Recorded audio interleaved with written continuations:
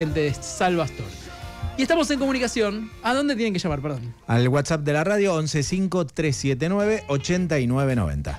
Ahí está.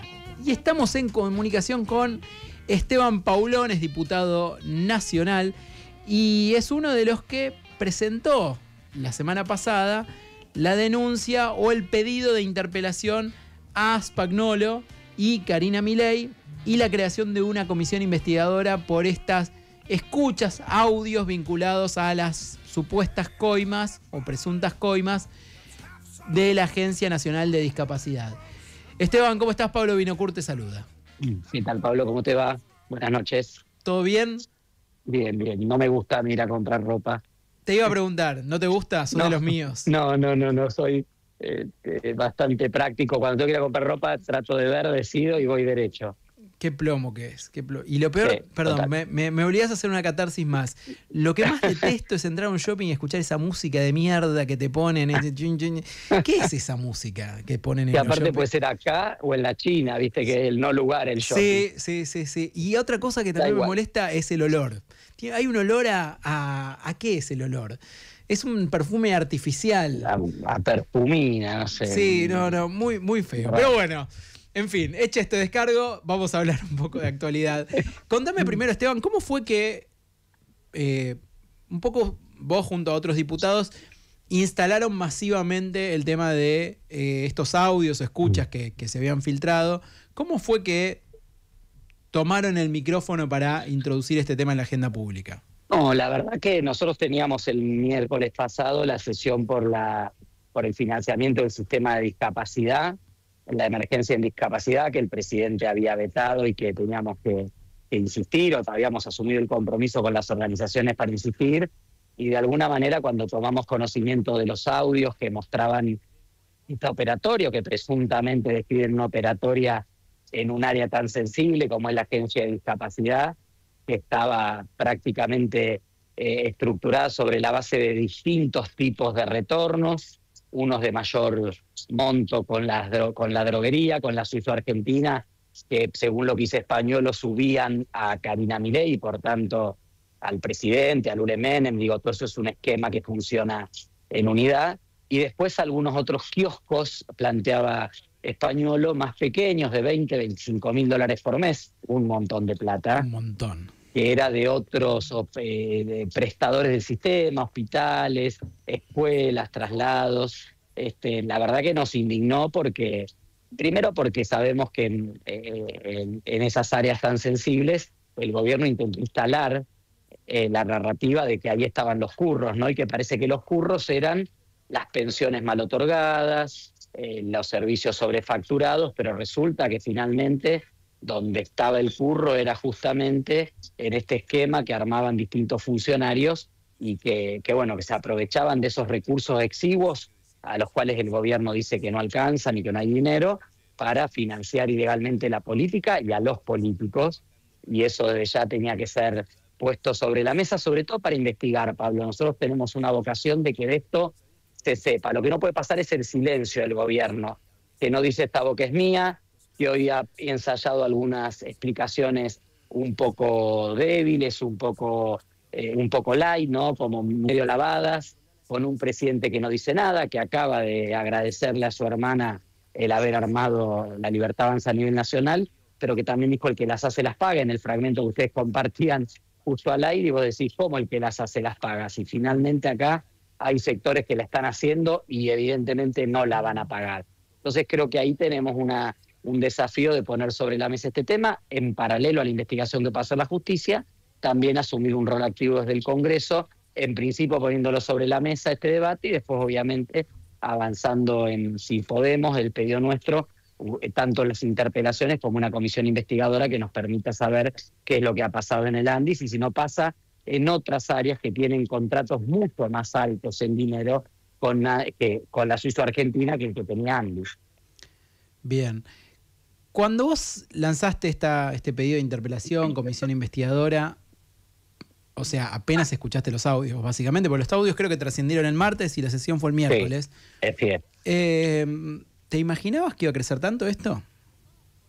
Mirá, nos parecía un escándalo muy grande. Yo sé que muchas veces el gobierno ha tenido la posibilidad de controlar determinadas narrativas por su actividad intensa en las redes sociales, pero también por diálogo y por algunos medios de comunicación que evidentemente acompañan el proceso del gobierno y que intentan explicar lo que pasa, pero la verdad es que esto era tan escandaloso y tan burdo y tan fuerte que sin lugar a dudas entendimos que iba a escalar. Ahora, el tema es que minuto a minuto se van conociendo distintas ramificaciones y distintos hechos que hacen que, bueno, que esto escale, ¿no? Hoy aparecieron nombres de otros ministros, supimos el fin de semana de que estos contratos con Andis son de una tercera parte de los que, por ejemplo, la Suiza Argentina tiene con la obra social del Ejército, con IOSFA.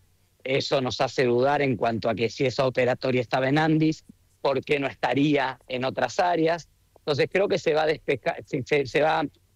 tirando de un hilo, de una madeja, que va mostrando, gracias también al accionar pronto de la justicia en este caso, que hay una trama mucho más amplia y mucho más compleja.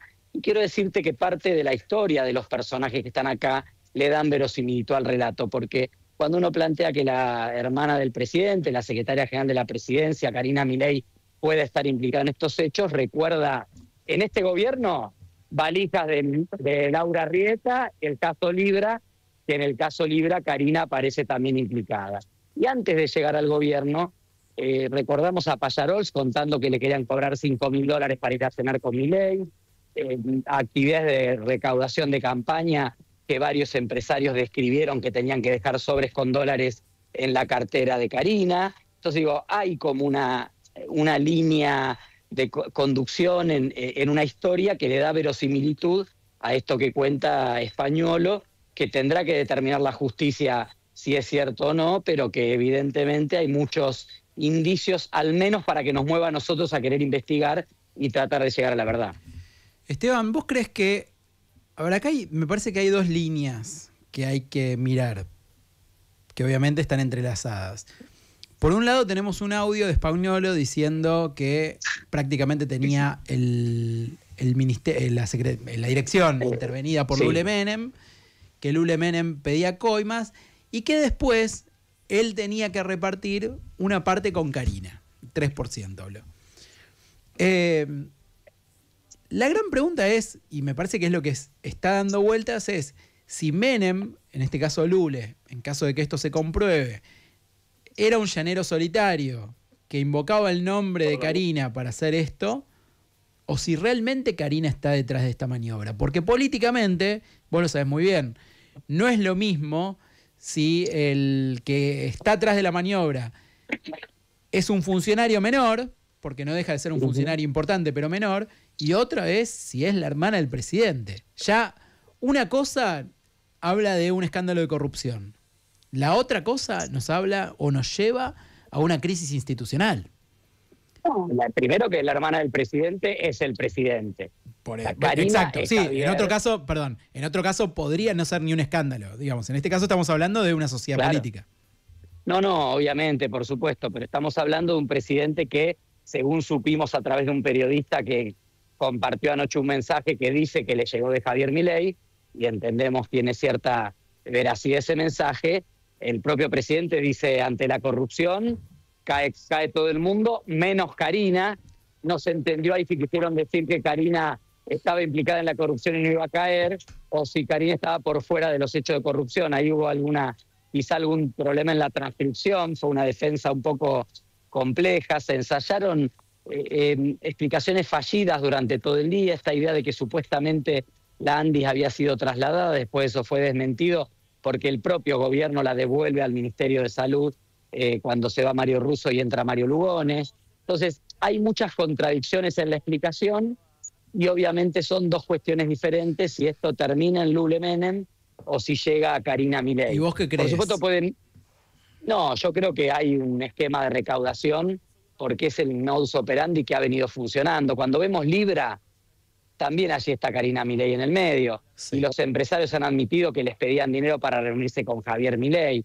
Entonces creo que hay un esquema de de corrupción muy montado, muy bien detallado por Españolo, que no terminamos de saber si se queja de que se quedó afuera y no lo dejaron. Él habla como con añoranza de que tiene intervenida la Andis y él no puede ser parte de eso, o si realmente lo denuncia para deslindar responsabilidades.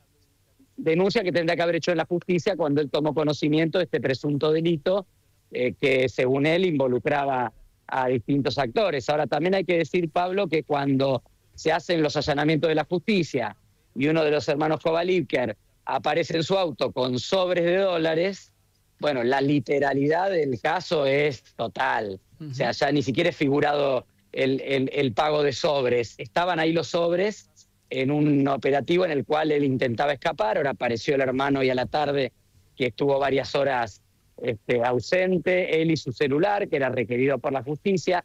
Digo, hay muchos elementos que si uno une los puntos, obviamente después tiene que encajar en el tipo penal, hay temas que hay cuestiones que probar, pero a nosotros nos toca investigar las responsabilidades políticas en el Congreso.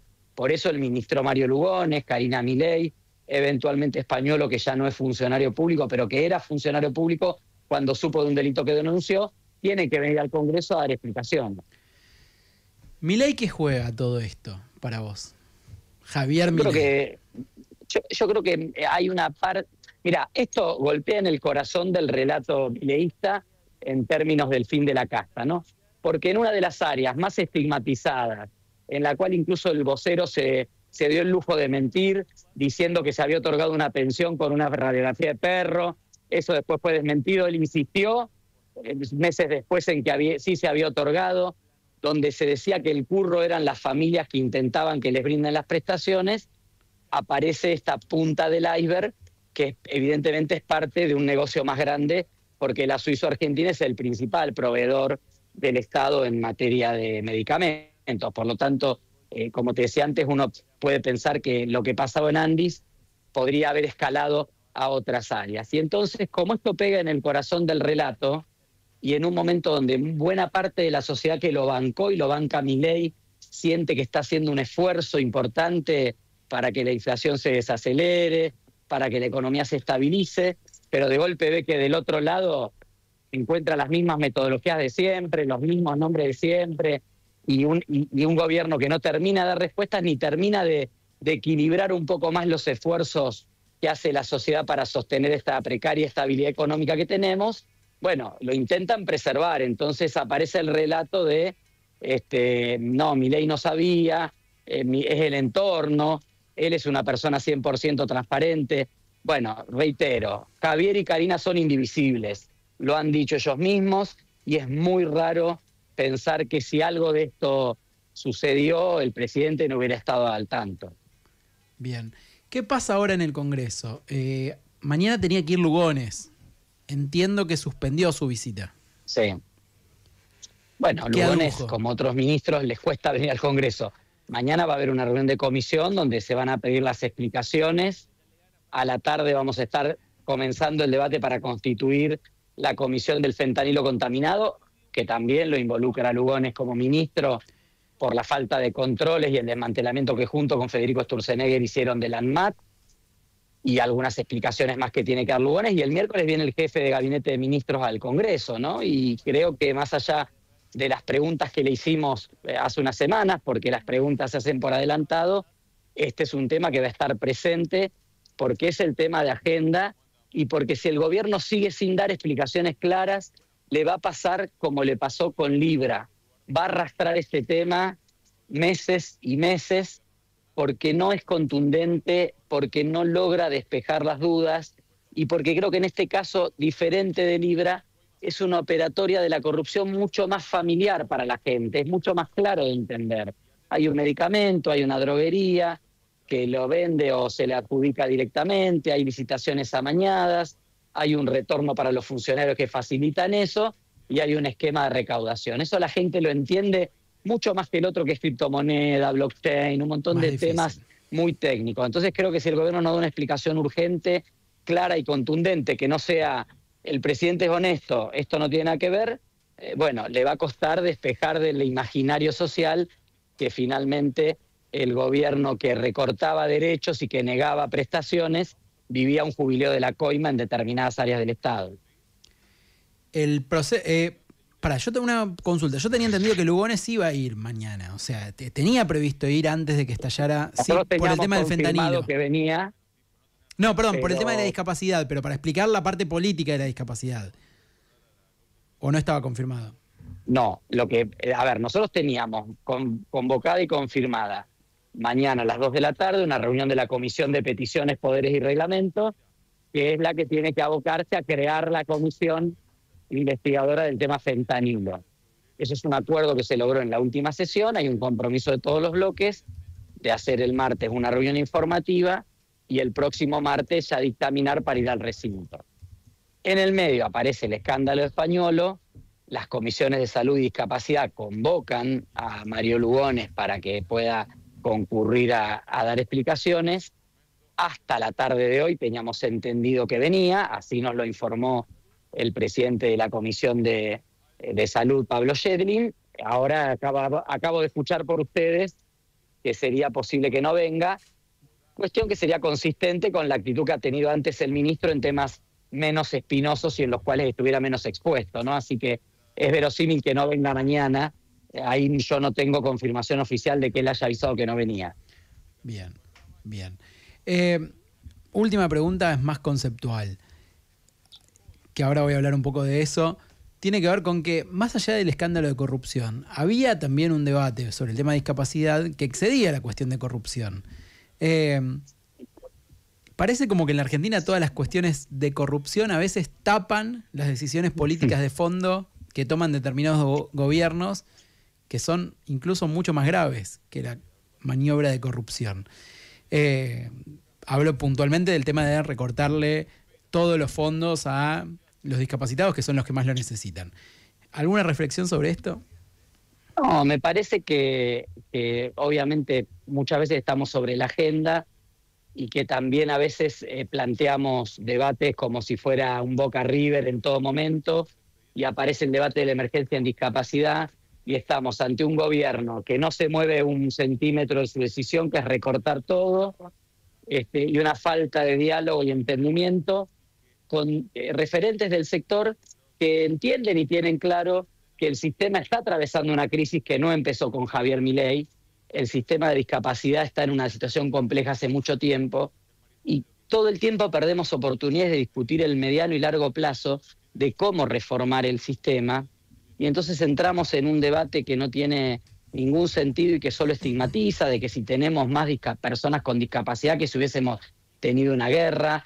Los datos objetivos que existen y que hablan de que en Argentina las personas con certificado de discapacidad están en línea con todos los países de la región parecen no importar, y entonces el ministro de Economía dice había 70.000 y ahora hay 1.200.000, y en lugar de pensar en las familias que necesitan la asistencia del Estado y que los recursos del Estado lleguen, le echamos la culpa a las familias y si van a pedir una pensión o un certificado único. Me parece que es un debate suficientemente importante que tampoco implica una cuestión presupuestaria enorme para el Estado, pero sí una aplicación y una inversión inteligente de los recursos. Ojalá este debate de la emergencia en discapacidad nos hubiera permitido que el gobierno se sentara a discutir la crisis que está atravesando el sistema, que no solo es de fondeo, sino que es de diseño, y pudiéramos pensar un sistema para las próximas décadas. Lo que pasa es que en esta lógica del todo nada del gobierno, de que acá todos son curros, todo es corrupción, entramos en un debate imposible, y mucho más aún cuando aparece finalmente que esas áreas tan señaladas y tan estigmatizadas eran áreas propicias para este tipo de hechos de corrupción. Esteban Paulón, diputado nacional por el socialismo, muchas gracias por esta comunicación con Muy Lunes. Con Muy Lunes seguiremos muy hablando. Es muy lunes hoy. Seguiremos hablando sobre este tema y otros temas que están dando vueltas. Muchas gracias. Gracias, Pablo. Un abrazo. Chau.